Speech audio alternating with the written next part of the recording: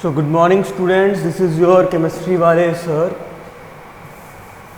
and today we are going to discuss a very important topic of organic chemistry class 12th, and that is alcohols, phenols and ethers. CBSE board में ये chapter 5 marks का आएगा बेटा, इसकी weightage रहेगी 5 marks की और काफ़ी इम्पॉर्टेंट चैप्टर है, इजी है, पर कुछ कॉन्सेप्ट्स हैं इस चैप्टर के जो हमें डे टू डे लाइफ के अंदर यूज़ करने को मिलते हैं, जिनसे हम काफ़ी सारी नई चीज़ें सीखते हैं। तो अगर बिल्कुल बेसिक सी बात करें तो जब OH एक फंक्शनल ग्रुप आपके पास मेन फंक्शनल ग्रुप होता है तो either it will called as alcohol और phenol depending upon this R group, R है या AR है। अगर अल्काइल ग्रुप है then it is called alcohol, और अगर अराइल ग्रुप है for example benzene ring compound इस तरीके कोई, then it is called as phenol और फिनोल के डेरिवेटिव कंपाउंड्स। तो हमें अल्कोहल्स को सीखना है, फिनोल्स को सीखना है और एक सीखना है हमें ईथर को। Ether is the homologous to alcohol. Alcohol के लिए आप लिखते हैं ROH, ether is nothing but ROR dash. It may be same, it may be different, right. तो हमें इस चैप्टर में अल्कोहल्स, फिनोल्स और ईथर के बारे में सीखना है। जो अल्कोहल है उनके लिए फंक्शनल ग्रुप OH होता है और हमारे लिए जो सफिक्स हम यूज़ करेंगे, जो लास्ट में यूज़ करते हैं फंक्शनल ग्रुप के लिए, वो यूज़ करते हैं बेटा ओल, ओल यूज़ करते हैं। जबकि ईथर के लिए हम यूज़ किया करते हैं एल्कोक्सी एल्केन, एल्कोक्सी एल्केन का कंसेप्ट। सो हम इस चैप्टर को आगे बढ़ाते हैं हमारे। सबसे पहले हम बात करते हैं इसमें नॉमेनक्लेचर की, क्लासिफिकेशन की, नॉमेनक्लेचर की। तो अगर हम क्लासिफिकेशन की बात करें तो एक मोनोहाइड्रिक अल्कोहल, जैसे हमने मोनो हैलाइड्स पढ़े थे, डाई हैलाइड्स पढ़े थे, पॉली हैलाइड्स पढ़े थे। मोनोहाइड्रिक अल्कोहल मतलब केवल एक OH ग्रुप प्रेजेंट होगा, डाईहाइड्रिक 2 OH ग्रुप और ट्राईहाइड्रिक 3 OH ग्रुप। sp3 और OH बॉन्डिंग भी हो सकती है, sp2 और OH बॉन्डिंग भी हो सकती है। अगर sp3 कार्बन के साथ OH की बॉन्ड होती है तो आपके पास 1 डिग्री, 2 डिग्री और 3 डिग्री। बिल्कुल वैसा ही है कि फंक्शनल ग्रुप जिस कार्बन से अटैच है वो खुद कितने कार्बन से अटैच है वो उसकी डिग्री कहलाएगी। फॉर एग्जांपल मैंने ये लिख दिया, तो फंक्शनल ग्रुप OH है, ये जिस कार्बन से अटैच है वो ये रहा, और वो खुद कितने कार्बन से अटैच है, 2 कार्बन से। That said it 2 degree alcohol है, सेकेंडरी अल्कोहल है। अगर मैं इसी क्वेश्चन में ये कर देता, ये देखो थोड़ा सा और आसानी से बना देते हैं इसको, ये OH, ये H, ये C, ये C, यहाँ पर भी CH3 कर देता हूँ, ठीक है। ये भी C रखते हैं, ये भी C रखते हैं और इसको भी CH3 कर देते हैं। तो अब देखो ध्यान से कि फंक्शनल ग्रुप जिस कार्बन से अटैच्ड है उस कार्बन के साथ कितने डायरेक्ट कार्बन अटैच्ड है, 3। That said it is 3 degree. So primary, secondary and tertiary alcohol हम आसानी से बना सकते हैं। अच्छा, अब इसमें नेक्स्ट क्या चीज़ है बेटा, नेक्स्ट चीज़ है इसके अंदर एलाइलिक अल्कोहल्स के बारे में बात की है। तो एलाइलिक अल्कोहल के लिए भी हमें ये चीज़ पता है क्या होती है। एलाइलिक का कॉन्सेप्ट क्या था, पिछले चैप्टर में भी हमने सीखा था।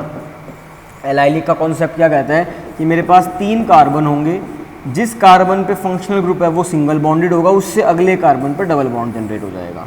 देखो, single double, single double, single double, और इसी से मैं प्राइमरी, सेकेंडरी और टर्शियरी भी बना सकता हूँ।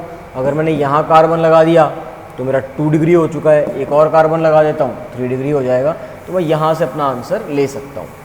अगर हम बात करें बेंजाइलिक अल्कोहल्स की, तो we know that what do you mean by benzyl group.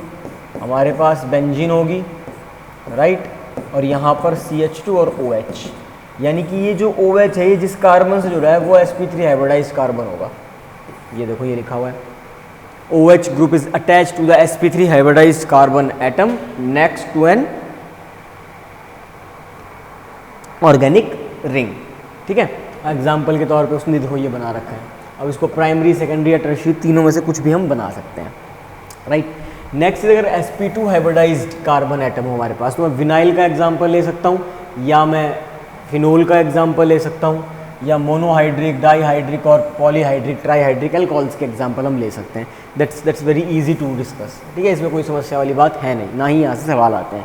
Ether की बात करें तो ईथर भी दो टाइप के होंगे, एक सिंपल ईथर होगा, एक मिक्स्ड ईथर होगा। जो सिंपल ईथर है उसको हम सिमेट्रिकल ईथर कहते हैं और जो मिक्स्ड ईथर है उसको हम अनसिमेट्रिकल ईथर कहते हैं। मतलब क्या है, ईथर के अंदर कॉमन सेंटर ऑक्सीजन है, इधर भी एक आर ग्रुप लग रहा है, इधर भी एक आर ग्रुप लग रहा है, ठीक है। तो दोनों साइड अगर आर आर ग्रुप लग रहे हैं, तो अगर दोनों साइड जो आर ग्रुप लग रहे हैं वो सेम है तो ये सिमेट्रिकल ईथर हो गया। और एक तरफ मान लो C2H5 है और दूसरी तरफ CH3 है, then it is called as unsymmetrical ether. So this is all about your basic classification of alcohols, phenols and ethers जो हमको सीखनी थी। इस क्वेश्चन को आप खुद से अटेम्प्ट करके देखना, मैं एक आध एग्जांपल करके बता देता हूँ। प्राइमरी, सेकेंडरी और टर्शरी आपसे पूछा है, भाई मेरे पास ये ऑक्सीजन है, ये इस कार्बन से जुड़ा है, जो डायरेक्टली एक कार्बन से जुड़ा हुआ है, यानी कि ये 1 डिग्री होगा। मैं इस ऑक्सीजन की बात करता हूँ, ये जिस कार्बन से जुड़ा हुआ है वो खुद 2 कार्बन से जुड़ा हुआ है, ये 2 डिग्री होना चाहिए। मैं जिस ऑक्सीजन की बात करता हूँ OH ग्रुप की, वो जो कार्बन उसका पड़ोसी वो 3 कार्बन से जुड़ा हुआ है, ये 3 डिग्री होगा। इस तरीके से आप एग्जाम्पल को सॉर्ट आउट कर सकते हैं। और इसमें अगर आपको एलाइलिक एल्कोहल बताना है तो एलाइलिक की कंडीशन सेम है बिल्कुल, कि मेरे पास 3 कार्बन होने चाहिए, जिस कार्बन पर OH ग्रुप लगा हुआ है उससे अगले कार्बन पर डबल बॉन्ड जनरेट हो जाए, ये मेरी एलाइलिक की कंडीशन है, ठीक है। सो एलाइलिक कार्बन क्या होगा देखना, शायद कहीं ऐसा तो कुछ नहीं है, क्या ये हो सकता है मेरा एलाइलिक कार्बन, क्या ये हो सकता है मेरा allylic carbon, you may never know, attempt करके देखो पता चल जाएगा। Now the next point is nomenclature. Nomenclature के लिए हम बहुत सारी चीज़ें नहीं सीखेंगे, नोमेनक्लेचर हम क्योंकि 11th क्लास के अंदर पढ़ के आए हैं तो हम केवल क्विक रिकैप करेंगे कि जैसे फॉर एग्जांपल CH3OH है तो एक कार्बन के लिए मिथ, सिंगल बॉन्ड के लिए एन और OH के लिए ओल, तो इसका नाम मिथेनोल होगा। C2H5OH इथ, एन, ओल। अगर मैं कह देता हूँ CH2OH इसका नाम क्या हो जाएगा, इथ, एन, 1,2 डाई ओल। इथ मतलब 2 कार्बन, एन मतलब सिंगल बॉन्ड, 1,2 मतलब फर्स्ट और सेकंड कार्बन पर, डाई मतलब 2 और ओल मतलब OH ग्रुप। इसका नाम इथाइलिन ग्लाइकॉल भी होता है, ये हमने पॉलीमर में भी सीखा है, इथाइलिन ग्लाइकॉल भी कहते हैं इसी को ही, ठीक है। और ये हमारे सेकंड चैप्टर में भी आता है, जब हम सॉल्यूशंस पढ़ते हैं तो उस चैप्टर के अंदर भी एंटी फ्रीज जो चीज़ आती है वो यही होती है। तो हमें नोमेनक्लेचर में बहुत ज़्यादा डिटेल्स नहीं सीखनी, हाँ जिस टाइम पे हम पढ़ेंगे ईथर को तो थोड़ी सी और डिटेल में उस चीज़ को सीखने की कोशिश करेंगे, बाकी स्ट्रेट फॉरवर्ड है। तो मिथेनोल, प्रोपेनोल, प्रोपेन 2-ओल, ब्यूटेन 1-ओल, ब्यूटेन 2-ओल, 2-मिथाइल प्रोपेन 1-ओल, राइट। और इसका नाम क्या होना चाहिए, इसका नाम होना चाहिए 2-मिथाइल प्रोपेन 2-ओल। इसका नाम क्या होना चाहिए, इथेन 1,2 डाईओल, जिसको अभी हमने डिस्कस किया, ये इथेन प्रोपेन 1,2,3 ट्राईओल। तो ये इसके नाम हैं। अच्छा, अगर हम इसके कॉमन नेम की बात करें तो एल्काइल वर्ड लग जाएगा और एल्कोहल लग जाएगा, यानी कि मिथाइल एल्कोहल, आसान है, ठीक है। अगर हमारे पास 3 कार्बन है, तीनों स्ट्रेट हैं, बिल्कुल सीधे चेन में, तो हम N प्रोपाइल एल्कोहल बोल देंगे। उसके अलावा जो OH ग्रुप है, अगर वो सेकेंडरी कार्बन पर आ चुका है, 3 कार्बन और दूसरे कार्बन पर OH ग्रुप आ गया है, then it is called as isopropyl alcohol. अगर 4 कार्बन है तो N ब्यूटाइल एल्कोहल बोल देंगे। जो OH है अगर वो सेकेंडरी आ गया है, सेकेंडरी, तो सेकेंडरी ब्यूटाइल एल्कोहल बोल देंगे। आइसोब्यूटाइल एल्कोहल का मतलब क्या होगा कि OH तो फर्स्ट पोजीशन पे ही रहेगा, एक आपके पास जो 4 कार्बन में से एक कार्बन है वो सेकेंडरी कार्बन के अंदर जाके मर्ज हो जाएगा, सेकेंड कार्बन के अंदर जाके मर्ज हो जाएगा, तो आइसोब्यूटाइल एल्कोहल बोल सकते हो। और अगर आपके पास जो कार्बन है वो उसके पास टर्शरी ग्रुप लग जाए, वो 3 डिग्री हो जाए, तो टर्शरी ब्यूटाइल एल्कोहल हो जाता है। This is a simple way of giving names to the compound. अगर हम साइक्लिक की बात करते हैं तो वर्ड साइक्लो यूज़ कर लेंगे और पोजीशन हम अपने हिसाब से देखेंगे। प्रायोरिटी हमेशा OH ग्रुप को दी जाती है in case of this example only, ठीक है। तो this is the simple portion. Phenol की अगर आप बात करते हैं तो फिनोल के अंदर क्या हो सकता है, फिनोल में हो सकता है जब आपके पास ये मॉइटी है, ये फिनोल, आपके पास 1,2 डाईफिनोल हो सकता है बेंजीन का, आपके पास बेंजीन 1,4 डाईओल हो सकता है, आपके पास बेंजीन 1,3 डाईओल हो सकता है, ठीक है। तो इनके कुछ नाम हैं जो हम अभी आगे सीखते हैं, जैसे ये, this is phenol, this is 2-मिथाइल फिनोल, क्योंकि इसको फर्स्ट पोजीशन रखेंगे। This is 1 2 and 3 methyl phenol. इसके एक और नाम होते हैं ऑर्थोक्रिसोल, मेटाक्रिसोल और पैराक्रिसोल, वो हम डायरेक्टली याद रख सकते हैं, ठीक है। सिमिलरली अगर दोनों OH ग्रुप है तो कैटिकॉल, रिसोर्सिनॉल और क्विनॉल, कैटिकॉल, रिसोर्सिनॉल और क्विनॉल। तो ये कुछ बेसिक से नाम है, नॉमेनक्लेचर है। एक्सरसाइज के अंदर इसके क्वेश्चंस भी अवेलेबल है काफ़ी सारे, हम वहाँ से भी ट्राई करके देख सकते हैं। Now let's come to the article of ethers. Ether पे अगर हम बात करें तो हमें ये नाम भी देखने को मिल जाते हैं कई बार और ये नाम भी देखने को मिल जाते हैं। मैं दोनों डिस्कस कर लेता हूँ बेटा, ठीक है। सबसे पहले अगर मैं बात करूँ CH3O CH3 की, CH3O CH3, तो ध्यान से देखो, एक मिथाइल एक और मिथाइल, तो मैं इसको कॉमनली क्या कह सकता हूँ, डाई मिथाइल ईथर। और अगर मैं इसका IUPAC नेम बनाना चाहूँ, IUPAC नेम, IUPAC नेम बनाना चाहूँ तो क्या बोलूँगा, एल्कॉक्सी एल्केन। तो जिसके पास कम कार्बन होते हैं वो एल्कॉक्सी ग्रुप बन जाएगा, जिसके पास ज़्यादा कार्बन है वो एल्केन। यहाँ पर तो सिमेट्रिकल केस है, तो सीधा सा आंसर आ जाएगा मिथॉक्सी मीथेन। अब आप मेरे को ये जिस क्वेश्चन में मैंने टिक लगाया, ये खुद कॉपी में सॉल्व करके बताओ क्या होना चाहिए।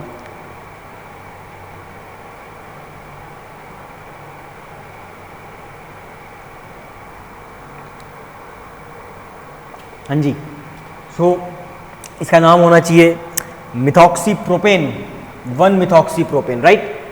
या फिर क्या नाम हो सकता है, ये मिथाइल है, ये प्रोपाइल है, तो मिथाइल प्रोपाइल ईथर।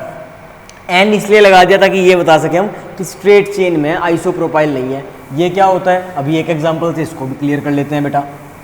देखो ध्यान से, अगर मैं इसका एग्जांपल लूँ ये वाला, तो ध्यान से देखो यार, यहाँ पर भी 3 ही कार्बन है और एक कार्बन ये रहा।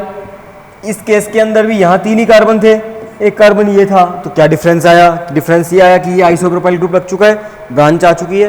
तो इसका मतलब इसका नाम क्या हो जाना चाहिए, इसका नाम हो जाना चाहिए मिथाइल, ये रहा methyl isopropyl ether, methyl isopropyl ether. और अगर मुझे इसी का IUPAC नेम बताना हो, इसी का IUPAC नेम बताना हो तो क्या करूंगा, मेरी चेन कहाँ से शुरू होगी, 1 2 3, ये मेरा साइड ऑक्स हो गया, तो मिथॉक्सी हो गया। और 2 पे क्या है, 2 पे मिथॉक्सी बना है ना, सेकंड कार्बन, ये देखो सेकंड पे ऑक्सीजन है, इसको मिथॉक्सी बोला है मैंने, तो 2 मिथॉक्सी प्रोपेन। वापस देखो बेटा, CH3O C, ये नीचे C, 1 2, ठीक है, ये मेरा थर्ड कार्बन है। तो मैं अगर इस कार्बन चेन को ऐसे मूव करवाता हूं तो सेकंड पोजीशन पे कौन सा ग्रुप लगा हुआ है मेरा, मिथॉक्सी। तो यानी कि क्या हो गया, 2 मिथॉक्सी और propane, alkoxy alkane, 2 methoxy propane. चलो एक एग्जांपल और समझते हैं। ईथर का नॉमेनक्लेचर काफ़ी आसान है, हमने प्रैक्टिस कम की होती है इसलिए हमको थोड़ा सा अजीब लगता है, पर इसका नॉमेनक्लेचर है कंपैरेटिवली काफ़ी सारा आसान। जैसे हम इस क्वेश्चन को करके देखें, इस क्वेश्चन को करके देखते हैं बेटा। तो अगर हम इस क्वेश्चन को करके देखते हैं तो इसमें क्या मिलेगा मुझे, इसमें मुझे मिला एक बेंजीन, बेंजीन मिल गया, ओके, और फिर ऑक्सीजन आ गया, फिर कार्बन कार्बन, एक कार्बन ये नीचे और एक और ये कार्बन, राइट। तो अब अगर मैं इसे थोड़ा सा ध्यान से देखूं तो मेरे पास दोस्त ये एक चेन बनेगी, ये मेरा सब्स्टिट्यूएंट रहेगा, यस और नो, हाँ या ना भाई, बनेगा सर, बिल्कुल सही बात है। और ये मेरे पास एक और साइड में चीज़ें रहेगी, ये बड़े कार्बन की, तो उसको मैं बेंजीन बोलूँगा। तो ये वाला ग्रुप मेरा क्या हो गया, एल्कॉक्सी हो गया। अब ये मेरा पहला ही कार्बन बनेगा, तो 1 2 3, थर्ड पोजीशन पे क्या आ चुका है बेटा, थर्ड पोजीशन पे मेरे पास आ चुका है मिथाइल। तो मेरा, और ये कितने कार्बन टोटल, 4, तो 3 मिथाइल ब्यूटॉक्सी बेंजीन, 3 मिथाइल ब्यूटॉक्सी बेंजीन। इस क्वेश्चन को खुद करके देखना, इस क्वेश्चन को खुद अटेम्प्ट करके देखना आप, ठीक है। तो ये नॉमेनक्लेचर है आपके ईथर की, ईथर की नॉमेनक्लेचर के हिसाब से। जैसे हम इस क्वेश्चन को करके देखें, अगर फॉर एग्जांपल ये वाला सवाल है, इसको अगर हम करके देखें तो यहाँ पे मुझे क्या मिल रहा है, देखो ध्यान से बच्चा, यहाँ मुझे मिल रहे हैं 3 कार्बन की चेन, यहाँ मेरे को मिल रही है 2 कार्बन की चेन, तो प्रायोरिटी मेरी ये हो गई। इसका मतलब ये तो हो जाएगा मेरा इथॉक्सी। अब मैं इसको प्रोपेन तो बोल सकता हूँ कि 1 2 और 3 कार्बन है, प्रोपेन भी बोल दिया, लेकिन नाम में क्या गड़बड़ है, सेकंड पोजीशन पर ग्रुप लगा हुआ है ये, तो मेरा नाम क्या होगा, 2 इथॉक्सी, इथॉक्साइल नहीं, 2 इथॉक्सी प्रोपेन, चेक कर लो, 2 इथॉक्सी प्रोपेन, ठीक है। सिमिलरली आप अगर कोई क्वेश्चन करना चाहें तो आप इनमें से कोई भी क्वेश्चन अटेम्प्ट करके अब देख सकते हैं, ये आसानी से आपसे हो जाएगा। प्रायोरिटी इस क्वेश्चन में OH को देते हैं, ठीक है, यहाँ पर भी OH को ही प्रायोरिटी मिलने वाली है, यहाँ पर भी OH को ही प्रायोरिटी देनी है आपको, वो आपको चेक करना है कि नंबरिंग कहाँ से शुरू की जाए। ठीक है। डबल बॉन्ड में और OH में OH को प्रायोरिटी मिलती है, लेकिन इस केस में आसान रहेगा कि 1 2 3, अगर यहाँ से जाओगे तो 1 2 3 4 होता, तो ये वाला पोर्शन सही रहेगा। तो इन क्वेश्चंस को अब अटेम्प्ट करके आपको देखना है। Now let's come to the structure of functional groups. जो स्ट्रक्चर है फंक्शनल ग्रुप के, उस पर बात करने की कोशिश करते हैं। तो हमारे पास सबसे पहले अल्कोहल है, फिर फिनोल है और फिर ईथर है। तो अल्कोहल के केस के अंदर हमने एक चीज़ मान के चली कि हमारा हाइब्रिडाइजेशन कैसी है, sp3 है। फिनोल के केस में हमारी हाइब्रिडाइजेशन कैसी हो चुकी है, sp2 हो चुकी है, राइट। और अगर मैं ईथर का एग्जांपल दूं तो ईथर का केस ले सकते हैं। ईथर के अंदर तो हमारा जो बॉन्ड एंगल है वो कंपैरेटिवली थोड़ा सा और ज़्यादा हो जाएगा, जो बॉन्ड लेंथ है वो भी बढ़ेगी और हमारा बॉन्ड एंगल भी बढ़ जाएगा कार्बन कार्बन की वजह से। वही इसने आगे मेंशन करके दिया है कि जो अल्कोहल है उनका जो बॉन्ड एंगल है वो कंपैरेटिवली sp3 हाइब्रिडाइजेशन के बॉन्ड एंगल से, यानी कि 109 डिग्री 28 मिनट से थोड़ा सा कम होता है। क्यों कम होता है? क्योंकि उनके पास लोन पेयर ऑफ इलेक्ट्रॉन्स होते हैं, और लोन पेयर ऑफ इलेक्ट्रॉन्स अगर बढ़ेंगे तो बॉन्ड एंगल विल डिक्रीज, वो कम हो जाएगा, ठीक है। इस बारे में इसने यहाँ बताने की कोशिश की है। और अगर हम ईथर की बात करें तो ईथर के साथ भी वही चीज़ है कि जो बॉन्ड पेयर है, जो लोन पेयर है वो कंपैरेटिवली ज़्यादा है, और लोन पेयर ज़्यादा होने की वजह से क्या होगा बेटा, लोन पेयर ज़्यादा होने की वजह से उसकी जो बॉन्ड लेंथ है वो बढ़ जाएगी और बॉन्ड एंगल भी बढ़ जाएगा। हालांकि क्वेश्चन ज़्यादा नहीं आते हैं यहाँ से। हमारा जो मेन आर्टिकल अब शुरू होता है वो है अल्कोहल्स और फिनोल की प्रिपरेशन। हमें इस वीडियो में अल्कोहल की प्रिपरेशंस कंप्लीट करनी है, जो ये सारी चल रही हैं, फिर फिनोल की प्रिपरेशंस कंप्लीट करनी है जो यहाँ आके कंप्लीट हुई, और फिर फिजिकल प्रॉपर्टीज़ कंप्लीट करनी है। मतलब हमारा टारगेट इस लेक्चर में यहाँ इस पेज नंबर 334 के एग्जाम्पल 11.3 तक कवर करना है।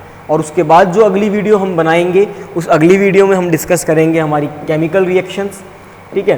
केमिकल रिएक्शंस के अंदर एसिडिक करैक्टर, एस्टेरिफिकेशन, जो CO बॉन्ड की क्लीवेज है उससे जो केमिकल रिएक्शन जनरेट होती है वो, फिनोल्स की रिएक्शन यहाँ पर, और आपकी basic reaction of electrophilic substitution reaction जो फिनोल की आती है वो, ये सब कवर अप करेंगे बेटा। और थर्ड वीडियो स्पेसिफिकली बनेगी एक ईथर्स के लिए, जिसमें प्रिपरेशन ऑफ ईथर और उनकी फिजिकल प्रॉपर्टीज़, उनकी केमिकल प्रॉपर्टी और उनकी डिटेलिंग्स, यहाँ आके ये चैप्टर कंप्लीट हो जाएगा। तो हमें 3 वीडियोस के अंदर इस चैप्टर को कवर अप करना है। हम अब स्टार्ट करते हैं इस चैप्टर का सबसे इम्पॉर्टेंट पार्ट, सबसे important article, and that is nothing but your preparation of alcohols and phenols. पहले अल्कोहल की प्रिपरेशन सीखेंगे सारी, उसके बाद फिनोल की प्रिपरेशन पे चलते हैं। तो सबसे पहली प्रिपरेशन है एल्कीन से। अब इस एल्कीन की प्रिपरेशन को मैं पहले तो आपको सीधी स्टेप समझा देता हूं, और उसके बाद मैं इसका मैकेनिज्म क्लियर करवा दूंगा। ये मैकेनिज्म इंपॉर्टेंट है और ये पेपर में आएगा। आपके इस सिलेबस में 2 ही मैकेनिज्म है इस चैप्टर में, और रैंडमली एक एक मैकेनिज्म पूछा जाता है। मज़ेदार बात क्या है, जो इसका प्रोडक्ट है वो दूसरे मैकेनिज्म का रिएक्टेंट होगा, मतलब एक दूसरे के रेसिप्रोकल चलते हैं। तो let's start this question. Alkene से हमें अल्कोहल प्रिपेयर करना है, राइट। तो देखो करना क्या है, हमारे पास कोई भी एक एल्कीन है, अगर मैंने उसमें वाटर डाल दिया इन the presence of H positive, मतलब एसिड की प्रेजेंस में, किसकी प्रेजेंस में, एसिड की प्रेजेंस में, तो मुझे मार्कोनिकोव रूल लगाना है भाई। क्या लगाना है, मार्कोनिकोव्स रूल लगाना है। देखो ध्यान से, देखते जाइए। अब मैंने यहाँ लिया water in the presence of H positive ion, तो नेगेटिव पार्ट वहाँ जाएगा जहाँ पर कम हाइड्रोजन है। इसका मतलब क्या बनेगा, प्रोडक्ट, डबल बॉन्ड तो टूट जाएगा। ये लो जी, ये प्रोडक्ट आ गया हमारे पास। अब देखो ध्यान से, जब मैंने पिछले चैप्टर में आपको मार्कोनिकोव रूल समझाया था तो मैंने क्या कहा था, मार्कोनिकोव हमेशा बीच में फंसता है। ध्यान से देखो, जो OH ग्रुप आया है वो बीच में आया है। मार्कोनिकोव हमेशा बीच में फंसेगा, एंटी मार्कोनिकोव हमेशा कोने में जाएगा। तो यहाँ हमको मार्कोनिकोव रूल लगाना है। यहाँ तक कोई डाउट नहीं होना चाहिए आई गेस। अगर यहाँ तक कोई डाउट नहीं है तो अब हम इसके मैकेनिज्म पे मूव कर सकते हैं। मैकेनिज्म की 3 स्टेप है, पेपर में अगर आएगा तब आपको ये तीनों ही स्टेप लिखनी है। इन तीनों स्टेप्स के नंबर हैं। मैकेनिज्म की पहली स्टेप कहती है प्रोटोनेशन।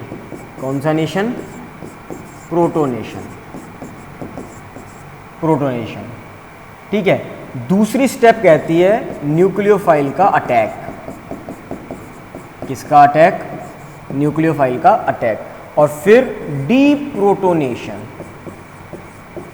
बस ये 3 स्टेप्स हैं, प्रोटोनेशन, न्यूक्लियोफिलिक अटैक और डीप्रोटोनेशन।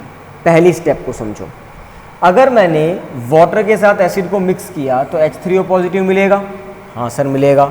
अब मेरे को H3O पॉजिटिव अगर मिल चुका है तो मेरे पास कार्बन डबल बॉन्ड कार्बन है, यहाँ पर आया H3O पे पॉजिटिव। पॉजिटिव को देखते ही डबल बॉन्ड बोलेगा भाई हमारे को थोड़ी मदद करनी चाहिए। क्या करनी चाहिए? मदद। तो वो अपना डबल बॉन्ड लेके पहुंचेगा इस ऑक्सीजन के पास, क्योंकि पॉजिटिव चार्ज तो ऑक्सीजन के पास ही है। ऑक्सीजन के पास अगर पॉजिटिव चार्ज है तो कैसे टूटेगा ये ध्यान से देखना बेटा। Oxygen, 1 hydrogen, 2 hydrogen, 3 hydrogen, positive charge, ये आया इसको देने के लिए आया। और जैसे ही ये इसको देने के लिए आया उसकी तरह से ये आपका H पॉजिटिव निकल जाएगा। H पॉजिटिव की फॉर्म में जैसे ही निकलेगा बॉन्ड तोड़ेगा ये, उसी प्रकार से कैसे होगा ये सारा का सारा काम? ये सारा का सारा काम इस तरीके से होगा कि ये वाला बॉन्ड जाएगा इसके पास, अब इस पे पॉजिटिव बना, एक्चुअल में जो बॉन्ड आया था ये हाइड्रोजन को ले जाएगा अपने साथ। इसका मतलब क्या बनाएगा? ये हाइड्रोजन आ गया, देखो ध्यान से, और वाटर का एलिमिनेशन हो चुका है, वाटर का रिमूवल हो चुका है। अब अगली स्टेप में क्या होगा उसको देखते हैं बेटा। अगली स्टेप में ये होगा कि आपके पास कार्बोकैटायन तो बन ही चुका है। अब यही वाटर मॉलिक्यूल अटैक करेगा। ये देखो इस वाटर मॉलिक्यूल के लोन पेयर ने अटैक कर दिया। अटैक करने के बाद ज्वाइन हुए पॉजिटिव चार्ज के साथ, और जैसे ही ये ज्वाइन अप हो गया पॉजिटिव चार्ज के साथ, एक और वाटर मॉलिक्यूल आएगा और वो वाटर मॉलिक्यूल वापस से H3O पॉजिटिव बना लेगा। ध्यान से देख लो आपने क्या किया है। आपने सबसे पहले प्रोटोनेशन की है, प्रोटोनेशन करने के बाद आपने न्यूक्लियोफाइल का अटैक करवाया है, और न्यूक्लियोफाइल के अटैक करवाने का, न्यूक्लियोफाइल क्या होता है? जिसके पास या तो लोन पेयर प्रेजेंट हो एक्स्ट्रा अमाउंट में या नेगेटिवली चार्ज स्पीसीज हो। तो लोन पेयर प्रेजेंट है वाटर के पास, दो एक लोन पेयर अटैक कर दिया। और तीसरी स्टेप में आपने डीप्रोटोनेशन कर दिया, मतलब H पॉजिटिव आयन को फिर से रिमूव आउट कर दिया। अब ध्यान से देखो, थर्ड स्टेप में जो एंड में बना है वो है आपके पास H3O पॉजिटिव। वो जो H3O पॉजिटिव वो फिर से चला जाएगा किसी एल्कीन के पास, और एल्कीन के पास जाके उसका कार्बोकैटायन जनरेट कर देगा। कार्बोकैटायन जनरेट करने के बाद एक और न्यूक्लियोफाइल वाटर की फॉर्म में अटैक कर जाएगा उस कार्बोकैटायन पे, और फिर से डीप्रोटोनेशन हो जाएगी। इसी प्रकार ये रिएक्शन चलती रहेगी, चलती रहेगी, चलती रहेगी, चलती रहेगी।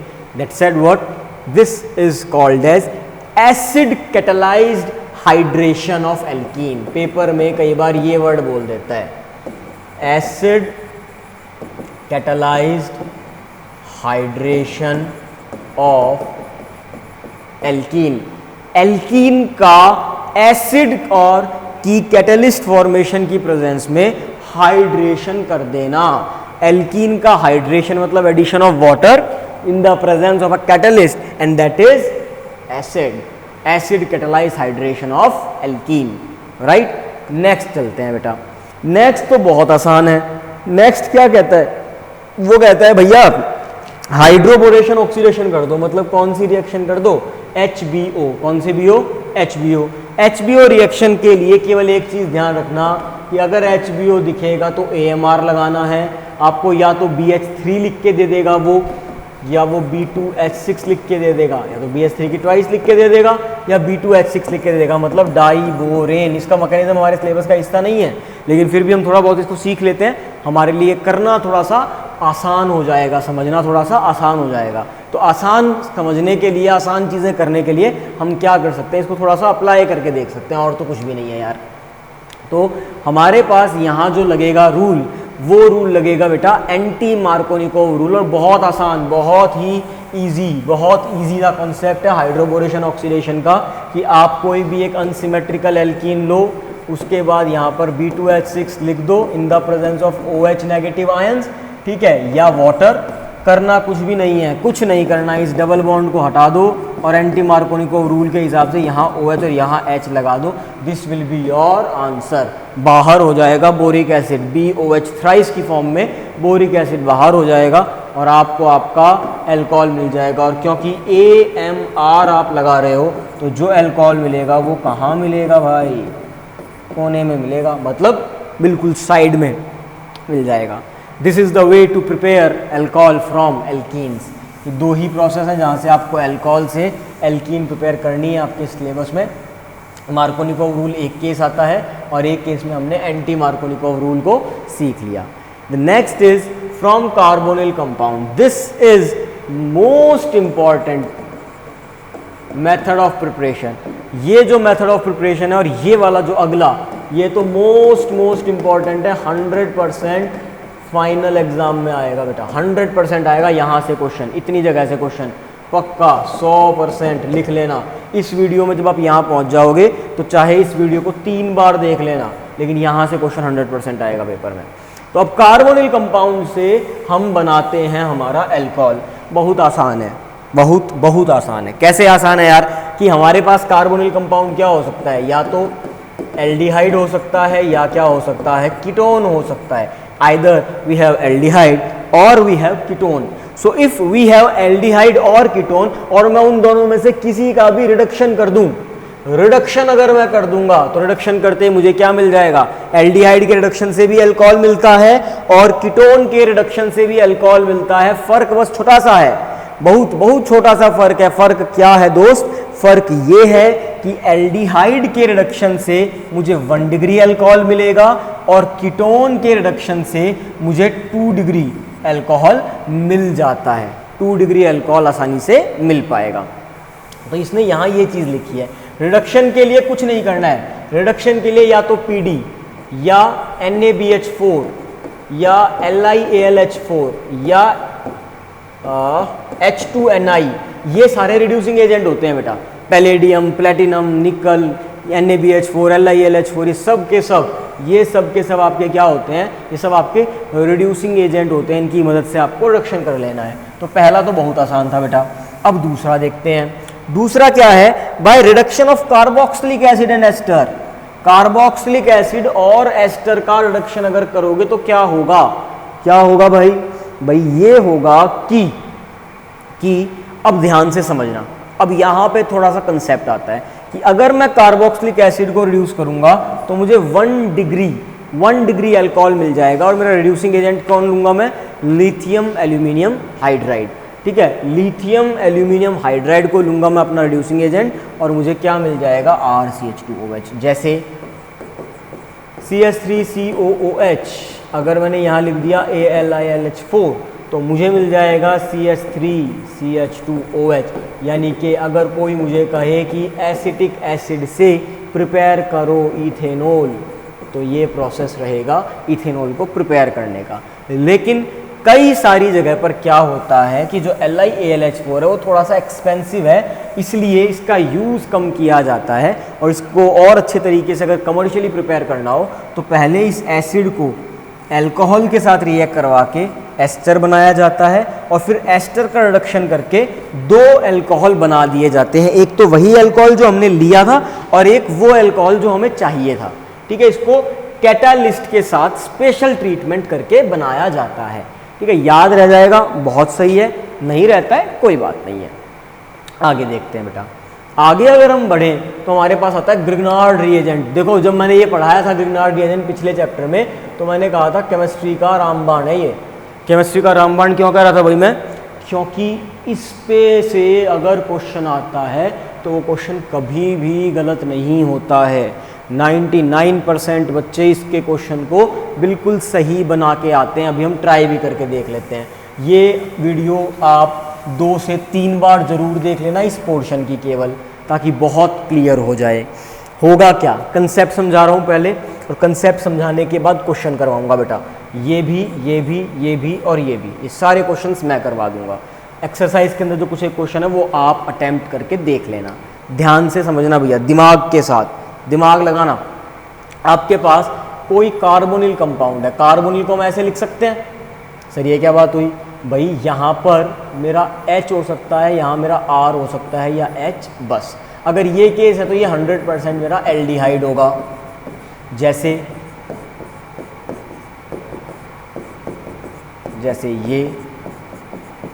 ये मेरा क्या हो गया, फॉर्मल्डिहाइड, एक कार्बन वाला एल्डिहाइड, ठीक है। और ये मेरा क्या हो गया, 2 कार्बन वाला एल्डिहाइड, तो एसिड एल्डिहाइड।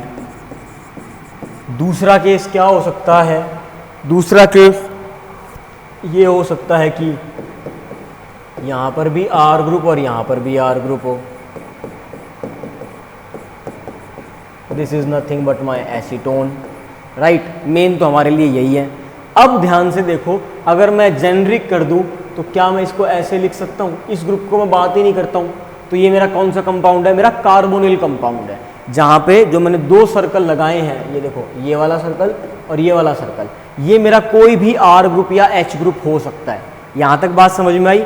सबसे पहले तो स्क्रीन को पॉज करके, वीडियो को पॉज करके ये स्क्रीनशॉट ले लो आप। अब आपने स्क्रीनशॉट अगर ले लिया है तो मैं इसको अब समझा देता हूँ, बेटा ध्यान से देखना, एक एक पॉइंट को अच्छे से समझना।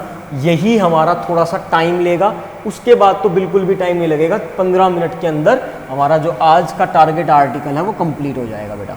अब देखो ध्यान से, होता क्या है, होता ये है भैया कि मेरे पास ये कार्बोनिल है, मैंने एक ग्रिग्नार्ड रिएजेंट ले लिया।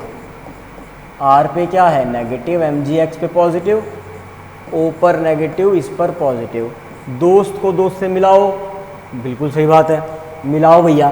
तो क्या बनना चाहिए, C सिंगल बॉन्ड, यहाँ कौन आएगा, Mg के साथ X, और यहाँ कौन आएगा, R। अब क्या करना है यहाँ पर, अब आपको यहाँ पर डाल देना है पानी। क्या डाल देना है भाई, पानी। अब पानी डालने के बाद हमको तोड़ना है। कहाँ से टूटेगा ये मैं पेन चेंज कर देता हूँ ताकि आपको ध्यान रहे कि आपको तोड़ना कहाँ से है, यहाँ से तोड़ना है। जिसके पास ऑक्सीजन है उसको हाइड्रोजन दे दो, और जिसके पास ऑक्सीजन नहीं है उसको OH दे दो।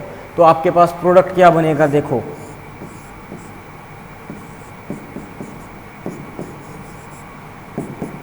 Mg, OH और X। अब ध्यान से देखिए, ये आपका अल्कोहल बन चुका है, और आपने जितने भी कार्बन लिए थे उससे ज़्यादा कार्बन का बना है, यानी कि स्टेप अप रिएक्शन कहलाती है। जब आपका कार्बन का काउंट रिएक्टेंट से ज़्यादा हो जाता है प्रोडक्ट में, स्टेप अप, राइट। अगर आपको ये चीज़ समझ में आई है तो मैं बेसिक एग्जांपल के साथ आपको ये क्लियर कर देता हूँ ताकि आपको समझना और भी आसान हो जाएगा। And then we will discuss the question कि भैया क्वेश्चन कैसे आएगा पेपर में, सर क्वेश्चन समझा दो कैसे आएगा। तो अगर मैंने ले लिया फॉर एग्जांपल एसिटल्डिहाइड, राइट, और मैं इसकी रिएक्शन करवा रहा हूँ methyl magnesium bromide, Grignard reagent हो गया RMgX। तो क्या बनेगा बेटा, CH3 as it is, CO, यहाँ पे H एज इट इज। अब यहाँ नेगेटिव आएगा और यहाँ पॉजिटिव आएगा, ये केवल समझाने के लिए लिखा है मैंने। CH3 पे नेगेटिव और MgOH MgBr पे पॉजिटिव है, हाँ या ना। तो अब देखो ध्यान से क्या होगा, चेक इट आउट। यहाँ पर कौन आ जाएगा, MgBr, और यहाँ कौन आएगा, CH3, यस और नो। ये नेगेटिव है, ये पॉजिटिव है। अब अगली स्टेप में वाटर, फिर से पेन चेंज कर लेते हैं, आसान रहेगा समझना। लो भैया, अब मैंने ये ब्रेकेज लगाई, ये तो नहीं लगेगी, नहीं लगेगी सर, कौन सी लगेगी, ये वाली लगेगी। ऑक्सीजन के साथ कौन जाएगा, हाइड्रोजन, और Mg के साथ कौन जाएगा, OH। प्रोडक्ट क्या बनेगा, देखो ध्यान से, CH3C, CH3, CH और ये OH। क्या मैं इसको ऐसे लिख सकता हूँ क्या, हाँ या ना। तो अब ध्यान से देखो, इस कंपाउंड का नाम क्या हो चुका है, इस कंपाउंड का नाम होना चाहिए प्रोपेन 2-ओल। 1 कार्बन, 2 कार्बन, 3 कार्बन, प्रोपेन 2-ओल। तो पेपर में वो क्या कह सकता है, वो कह सकता है कि what will happen when acetaldehyde reacts with Grignard reagent, और वो भी ग्रिग्नार्ड रिएजेंट की भी फिक्स कर दे वैल्यू, मिथाइल मैग्नीशियम ब्रोमाइड के साथ करवा रहे हो आप। वो और क्या दे सकता है, वो और दे सकता है आपको रिएक्टेंट दे दे और प्रोडक्ट भी दे दे।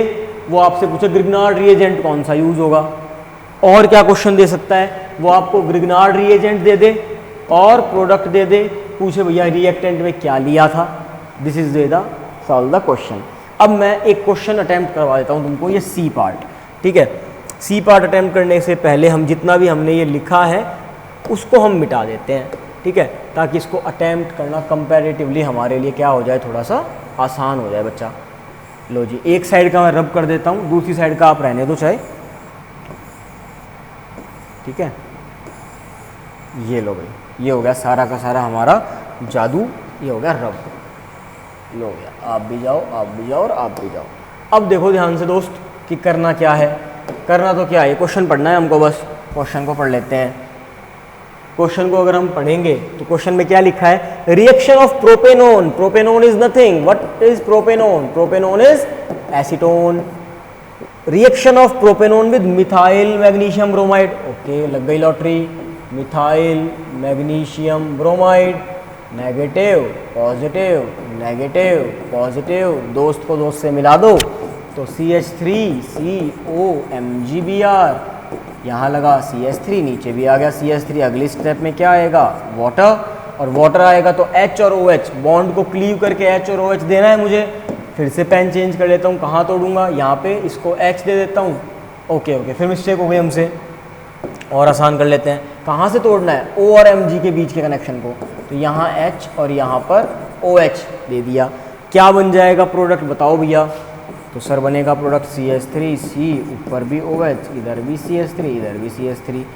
कितने कार्बन की चेन, 3 कार्बन की, सेकंड पोजीशन पर मिथाइल, सेकंड पोजीशन पर OH। तो क्या नाम हो जाएगा, 2 मिथाइल प्रोपेन 2 ओल, 2 methyl propane 2 ol. This is your question. Now let's come and solve first and second part as well. पहला और दूसरा पार्ट भी अगर हम सॉल्व करने की कोशिश करें, अगर अपनी तरफ से मदद करने की कोशिश करते हैं तो हम इसको सॉल्व करते हैं यार। Catalytic reduction of butanal, catalyst की प्रेजेंस में ब्यूटेनल का रिडक्शन करना है, कैटालिस्ट हो जाएगा आपका रिड्यूसिंग एजेंट, जैसे H2Ni, H2Pt, H2Pd, LiLH4, NaBH4, कुछ भी।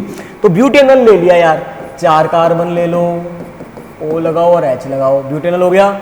अब अगर मुझे इसका रिडक्शन करना है तो कुछ नहीं करना, इस डबल बॉन्ड को हटाऊंगा, इसको एक हाइड्रोजन दूंगा, इसको एक हाइड्रोजन दूंगा, क्या बन जाएगा, ब्यूटेन 1 ओल। ये लो भाई, ब्यूटेन 1 ओल। अगला है प्रोपीन का हाइड्रेशन करना है इन the presence of dilute sulphuric acid. Dilute sulphuric acid का मतलब H पॉजिटिव, यानी कि क्या आ गया इसका मतलब, एसिड कैटालाइज हाइड्रेशन। और एसिड कैटालाइज हाइड्रेशन के लिए कौन सा नियम लगाया था, याद करो। एसिड कैटालाइज हाइड्रेशन के लिए हमने कौन सा नियम लगाया था, MR लगाया था। अगर MR लगाया था तो क्या तुम प्रोपीन में MR लगा सकते हो? ये लो जी, water in the presence of H positive, लगाओ भाई MR। H2O में OH पे नेगेटिव आएगा और H पे पॉजिटिव, नेगेटिव पार्ट उस कार्बन पर जहां पर कम हाइड्रोजन है। इसका मतलब प्रोडक्ट क्या बनेगा, प्रोडक्ट बनना चाहिए मेरा प्रोपेन 2 ओल। आंसर चेक कर लो, प्रोपेन 2 ओल। बिल्कुल सिंपल है, अटेम्प्ट करके देखना इसको, फिर से इस वीडियो को देखना यहां तक और फिर समझने की कोशिश करना। Okay, now let's come to the next article and that is preparation of phenols. Preparation of phenol will not take more than 10 minutes. बिल्कुल आसान सी प्रिपरेशन है। पहली प्रिपरेशन हमने 10th चैप्टर में भी सीखी है। 10th चैप्टर जो हेलोल्केन्स हेलोरीन सीखा था। तो क्लोरोबेंजीन है, क्लोरोबेंजीन की रिएक्शन करवा दी हमने NaOH के साथ। तो पहली स्टेप में क्या होगा, NaCl बाहर, ONA आ चुका है, ठीक है। या और आसान कर देते हैं इसको, HCl को बाहर कर देते हैं, लो इजी कर देते हैं। यहाँ पर NaOH में जो क्लीव हुई है चीज़ें वो कैसे हुई है, NaO, O पे नेगेटिव, H पे पॉजिटिव, और बेंजीन के अंदर Cl पे, यहाँ पे इस पे नेगेटिव आ जाएगा। तो अब देखो ध्यान से, हुआ क्या, हुआ ये कि यहाँ पर माइनस ऑफ HCl हुआ, ONA आ चुका है, और जैसे ही ONA आएगा फिनॉक्साइड आयन, क्योंकि स्टेबल होती है फिनॉक्साइड आयन इसलिए इसको बनाया जाता है।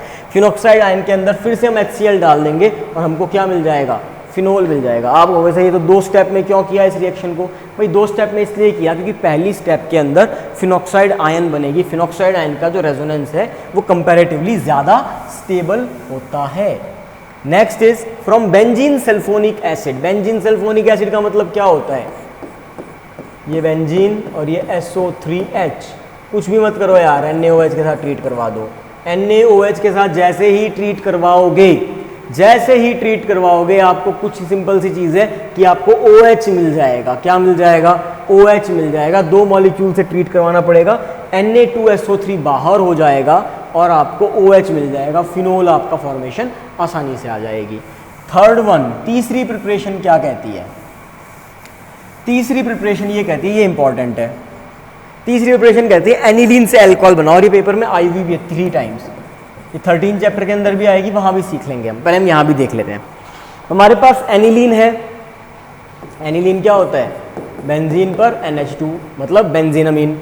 तो बेंजीन हमारे पास एनिलीन है। एनिलीन की रिएक्शन हमने करा दी NaNO2 plus HCl at 0 to 5 degree Celsius. This is called as diazotization. जो आपको 10th चैप्टर मैंने पढ़ाया था उसमें भी बताया था मैंने, डाईअज़ोटाइजेशन एक रिएक्शन होती है जिसमें हमको मिलता है बेंजीन का डाइजोनियम क्लोराइड। बेंजीन, डाई मतलब दो, अजो मतलब नाइट्रोजन, EM मतलब पॉजिटिवली चार्ज, और chloride NaCl।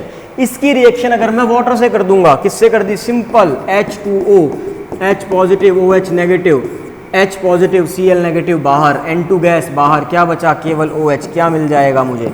Directly phenol. This is the important reaction, ध्यान रखना, पेपर में आई हुई है, 3 बार पूछी हुई है, हो सकता है इस साल फिर पूछ लें। फिर से समझा रहा हूँ, फिर देखो। एनिलीन था, एनिलीन का डाइज़ोटाइजेशन, ऐसे घबराने की जरूरत नहीं है। डाइज़ोटाइजेशन तो 13 चैप्टर में कम से कम 7 से 8 बार आएगा, 7 से 8 बार रिएक्शन में आएगा डाइज़ोटाइजेशन डाइज़ोटाइजेशन डाइज़ोटाइजेशन, तो वही सीख लेंगे फिर से। लेकिन अभी क्या ध्यान रखना है कि अगर हमारे पास एनिलीन है तो एनिलीन का अगर मैंने डाइज़ोटाइजेशन कर दिया तो एनिलीन का डाइज़ोटाइजेशन करने के बाद होगा क्या?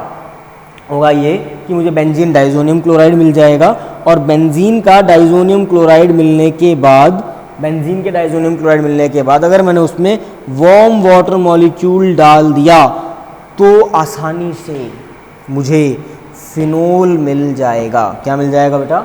फिनोल मिल जाएगा। This is the portion, this is the method of preparation of phenol. अब एक और मेथड ऑफ प्रिपरेशन है फिनोल की, वो है क्यूमीन से। ये कमर्शियल मेथड ऑफ प्रिपरेशन है, इससे हम कमर्शियली अल्कोहल या फिनोल बना सकते हैं बेसिकली। और होता क्या है, पॉजिटिव चीज़, कि इसका साइड प्रोडक्ट हमको क्या मिलता है? Acetone. Acetone is the side product. तो है क्या क्यूमीन? क्यूमीन होता है बेटा isopropyl, isopropyl benzene. That is nothing, आप बेंजीन बनाओ, एक कार्बन लगाओ, इसके इधर भी एक कार्बन लगा दो, इसके इधर भी एक कार्बन लगा दो, ऊपर हाइड्रोजन लगा दो, आइसोप्रोपाइल ग्रुप बना दिया आपने। मतलब कि बेंजीन जिस कार्बन से जुड़ा हुआ है उसके इधर उधर, रामलाल की साइड और श्यामलाल की साइड, मतलब आगे और पीछे कार्बन कार्बन जुड़े हुए हैं। अब करना क्या है, इसको ऑक्सीजन से ट्रीट करवाओगे। ऑक्सीजन से ट्रीट करवाते ही ये जो CH बॉन्ड है ये आपका परऑक्साइड लिंकेज में कन्वर्ट हो गया, COOH बॉन्ड में। और जैसे इसमें H पॉजिटिव आयन डालोगे, जैसे इसमें H पॉजिटिव आयन डाल दोगे और वाटर डाल दोगे तो होगा क्या? आपको एसीटोन मिल जाएगा। क्या मिलेगा बेटा? एसीटोन। कैसे? ये सब कुछ टूट जाएगा और ये OH जो है ये बाइंड अप हो चुका है, तो CH3 C double bond O CH3 acetone. Acetone मिल जाएगा साइड प्रोडक्ट और आपको फिनोल प्रिपेयर हो चुका होगा। ध्यान से देखो, पहली हमने सीखी हेलोअरीन्स के साथ, हमने क्लोरोबेंजीन लिया, उसकी रिएक्शन करी सोडियम हाइड्रोक्साइड से 623 केल्विन टेम्परेचर पर, 300 ATM प्रेशर पर, और हमने पहले सोडियम का फिनॉक्साइड बनाया। जब उसमें हमने वापस HCl डाला तो हमें क्या मिला? फिनोल मिल गया। इन सीटू होती है रिएक्शन, मिक्सचर के अंदर ही हो जाएगी एक ही बार में। 2 स्टेप इसलिए दिखाई ताकि हम बता सकें कि जो फिनॉक्साइड आयन है वो कंपैरेटिवली ज़्यादा स्टेबलाइज होता है रेजोनेंस की वजह से। सेकंड, फिर आपने पढ़ा बेंजीन सल्फोनिक एसिड, तो बेंजीन लो, बेंजीन की रिएक्शन आप ओलियम से कर दो। ओलियम क्या होता है? H2S2O7, H2S2O7 को ओलियम कहा जाता है। तो आपको SO3H मिल जाएगा, H2SO4 बाहर हो जाता है यहाँ से, ठीक है। और उसके बाद क्या करना है? उसके बाद NaOH से ट्रीट करवा दो, आपको फिनोल मिल जाएगा। Next is from diazonium salt. Diazonium salt से अगर आपको रिएक्शन करनी है तो कैसे कर सकते हो? एनिलीन लो, एनिलीन का डाइजोटाइजेशन करो। डाइजोटाइजेशन का मतलब होता है NaNO2 और HCl का mixture eight 0 to 5 degree Celsius temperature. उससे आपको बेंजीन डाइजोनियम क्लोराइड मिलेगा, और बेंजीन डाइजोनियम क्लोराइड को अगर आपने वार्म वाटर के साथ ट्रीट करवा दिया तो आपको मिल जाएगा phenol. Nitrogen gas will evolve out, HCl will precipitate out. उसके बाद आता है क्यूमीन से। तो क्यूमीन क्या होता है? Isopropyl benzene. आइसोप्रोपाइल बेंजीन से हम क्यूमीन कहते हैं, उससे हम फिनोल बना सकते हैं। Now the next is this in text question. मैं आपको बता दूं कि ये जो 5 सवाल आप देख रहे हो, ये पांचों के पांचों सवाल CBSE में आए हुए हैं।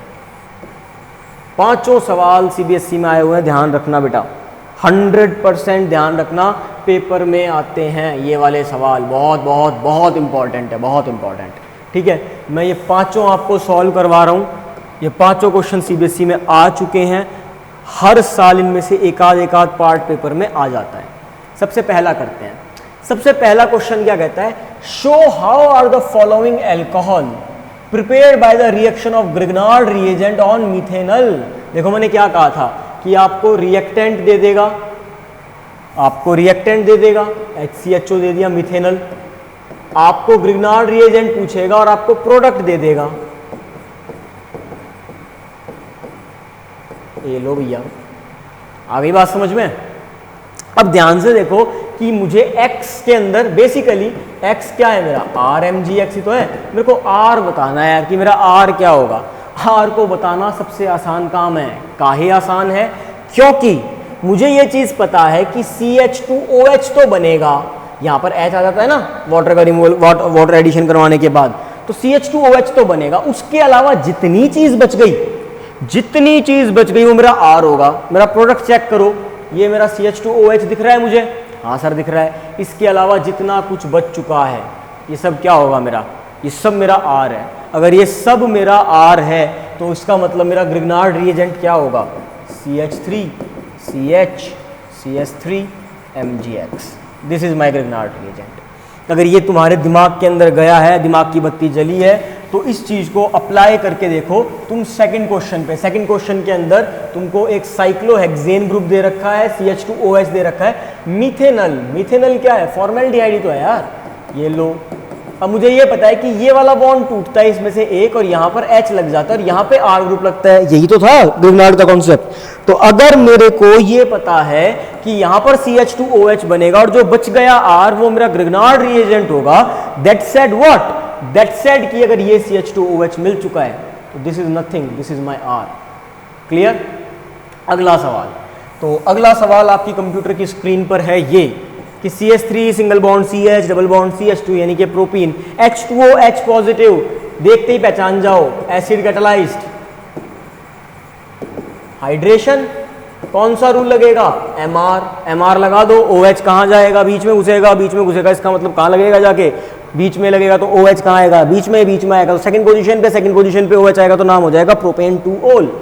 राइट, ये पीछे भी आया था क्वेश्चन। अब देखो अगली चीज, इसको मैं स्टार लगा रहा हूं भाई, ये क्वेश्चन नीट में भी आया हुआ है, घबराने की जरूरत नहीं है, नीट में आसानी क्वेश्चन आते हैं। NaBH4 दे रखा है। NaBH4 मुझे पता है रिड्यूसिंग एजेंट होता है, ध्यान रखना। NaBH4 जो रिड्यूसिंग एजेंट है वो केवल कार्बोनिल को रिड्यूस करेगा। किसको, कार्बोनिल को। कार्बोनिल को करेगा, इसका मतलब या तो एल्डिहाइड को या फिर कीटोन को, या तो एल्डिहाइड को रिड्यूस करेगा या कीटोन को रिड्यूस करेगा। अब ध्यान से देखो, ये कीटोन दे रखा है, ये तो एस्टर है, RCOOR एस्टर। एस्टर पर कोई काम नहीं होगा। और मुझे अगर रिड्यूस करना है कीटोन को तो अल्कोहल बनेगा। कैसे बनेगा, ये लिखो, यहाँ पे लगा दो OH, बाकी एज इट इज लिख दो, बाकी को कोई भी चेंज पसंद नहीं है। ठीक है। अगला सवाल तो बिल्कुल आसान है यार, NaBH4 सेम दे रखा है, यहाँ पे CHO दे रखा है, तो CHO किस में टूट जाएगा, CH2OH में टूट जाएगा, अल्कोहल फॉर्मेशन आसानी से हो जाएगी। तो ये क्वेश्चंस थे बेटा हमारे पास इन टेक्स्ट क्वेश्चन, जिसमें से सबसे इंपॉर्टेंट क्वेश्चन ये वाला मानता हूँ मैं। ठीक है, पेपर में कई बार बच्चा कंफ्यूज हो जाता है इसको देख के, क्योंकि उसको 2 डबल बॉन्ड ऑक्सीजन दिख रहे होते हैं, carbon double bond oxygen, carbon double bond oxygen, और दोनों जगह OH लगा देता है। अगर दोनों जगह OH लगा दे तो आंसर गलत हो जाएगा। OH कहाँ आएगा, केवल एल्डिहाइड या कीटोन यानी कि कार्बोनिल कंपाउंड के पास। चलिए अब इसकी फिजिकल प्रॉपर्टीज की बात कर लेते हैं। ठीक है, फिजिकल प्रॉपर्टीज बहुत छोटी सी फिजिकल प्रॉपर्टी है इसकी। सबसे पहले बॉइलिंग पॉइंट, तो यार यहाँ पर कंसेप्ट लगेगा H बॉन्डिंग का। जिसकी H बॉन्डिंग ज़्यादा होती है उसके अंदर बॉइलिंग पॉइंट बढ़ जाता है। यहाँ पर H बॉन्डिंग आती है, एल्कोहल्स के अंदर और फिनोल्स के अंदर H बॉन्डिंग आती है, इसलिए इनका जो बॉइलिंग पॉइंट है, boiling point of alcohol and phenol is higher as compare to hydrocarbon and haloalkane. Haloalkane से, हेलोअरीन से और इन सबसे थोड़ा सा ज़्यादा होता है, but their boiling point differ widely. The boiling point of methoxymethane is intermediate of 2 boiling point, मतलब एल्कोहल और फिनोल के बीच में होता है ईथर का।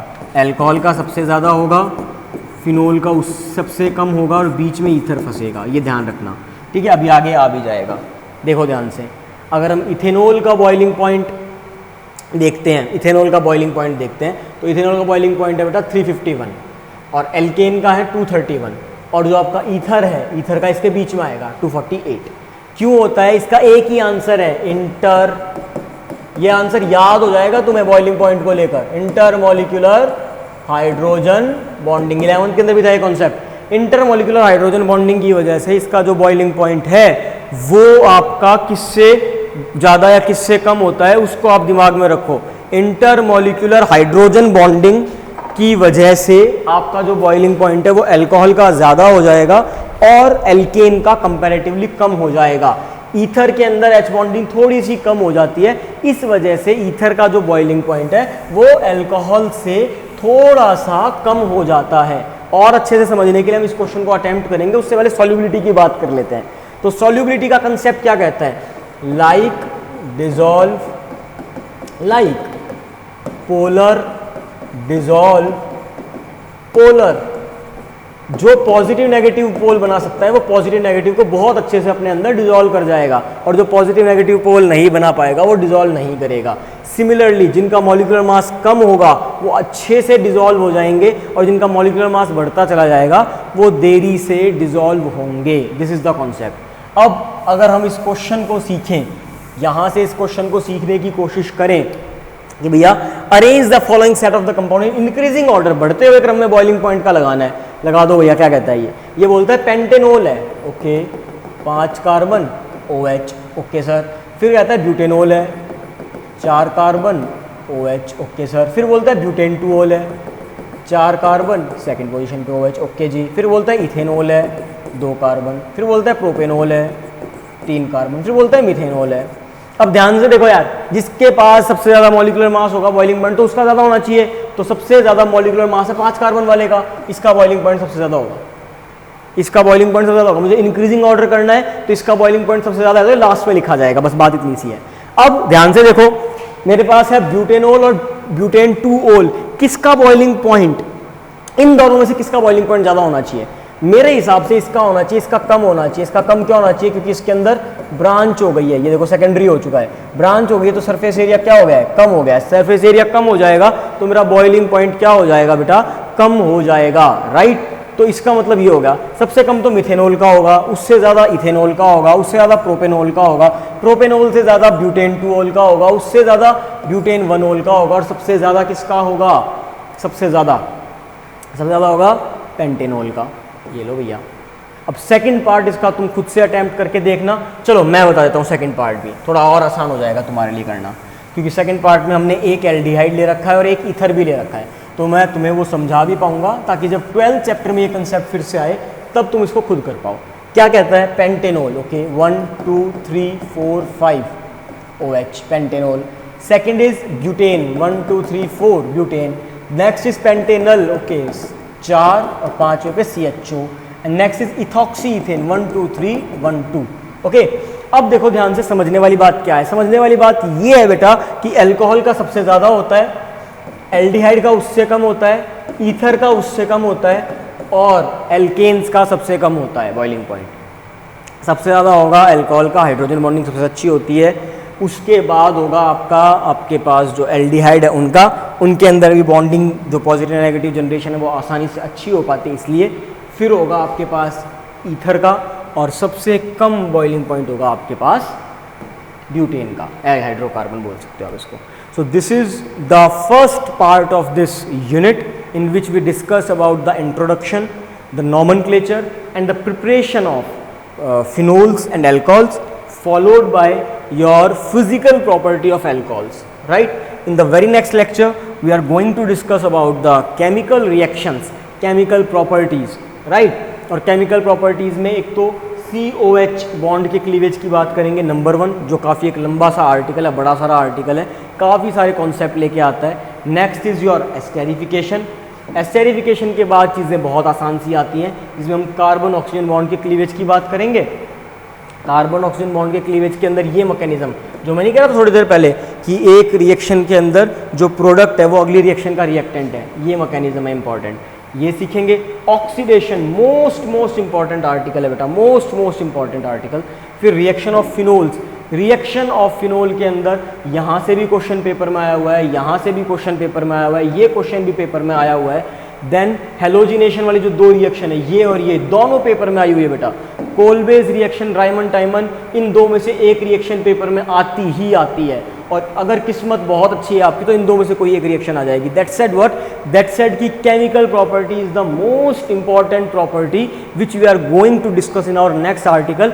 उसके बाद फिर हमारे पास सम कमर्शियली इंपॉर्टेंट एल्कोहल्स हैं, इसकी रीडिंग आपको लेनी है। ये मैं अक्सर नहीं पढ़ाता हूँ, मिथेनॉल क्या है, इथेनॉल क्या है, इसके बारे में आपको थोड़ा ध्यान से पढ़ना है। डीनेचर्ड अल्कोहल क्या होता है, कौन सी एंजाइम से टूट के अल्कोहल बनता है, कैसे बनता है, ठीक है। और फिर हम अपनी थर्ड वीडियो की साइड मूव करेंगे जो होगा प्रिपरेशन ऑफ ईथर्स, ठीक है। So this is your chemistry वाले sir Singh tata bye bye बेटा। आप बहुत अच्छे से इसको करें, अगली वीडियो बहुत जल्दी आएगी, इसको बहुत अच्छे तरीके से पढ़ो, समझो और सीखो, ठीक है। कोई डाउट है तो आप मेरे से पूछ सकते हैं। इस बात का ज़रूर ध्यान रखना कि केमिस्ट्री मुश्किल नहीं है, हम पढ़ना थोड़ा देर से शुरू करते हैं, थोड़े से लिथार्जिक हो जाते हैं, पर ऑर्गेनिक के अंदर वो नहीं होना है हमें। और ऑर्गेनिक केमिस्ट्री बिल्कुल भी हवा नहीं है, बिल्कुल भी नहीं है। It is very very easy, अगर आप थोड़ा आराम से सीख के करते हो तो बहुत बहुत आसान है। पेपर में, फाइनल पेपर में 18 मार्क्स की ये 4 चैप्टर और 10 मार्क्स के 3 चैप्टर, यानी कि 28 मार्क्स की ऑर्गेनिक केमिस्ट्री आती है, और 100% ऑर्गेनिक केमिस्ट्री NCERT से आती है, 100% ऑर्गेनिक केमिस्ट्री। तो जिन बच्चों को भी डर लगता है ऑर्गेनिक केमिस्ट्री में, जो आपके दोस्त हैं, जो आपके साथी हैं, किसी और स्कूल में पढ़ते हो, कहीं भी पढ़ते हो, तो उनको ये वीडियो ज़रूर शेयर करना बेटा, ताकि उनकी हेल्प हो सके। So this is your chemistry वाले sir Singh tata bye bye for this video. Thank you बेटा, ध्यान रखना।